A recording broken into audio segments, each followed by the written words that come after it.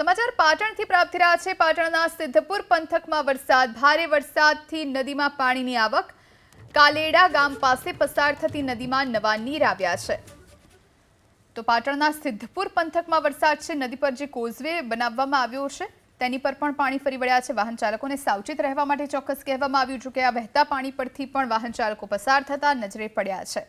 કાલેડા ગામ પાસેથી જે નદી પસાર થાય છે એ નદીમાં નવા નીરની આવક થઈ છે।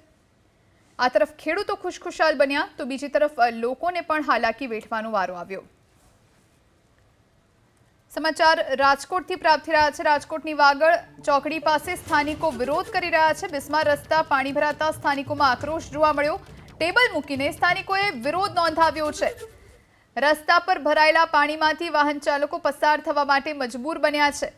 તો રાજકોટની વાગડ ચોકડી પાસે સ્થાનિકોએ વિરોધ કર્યો છે। બિસ્માર રસ્તા અને પાણી ભરાતા સ્થાનિકોમાં આક્રોશ જોવા મળી રહ્યો છે।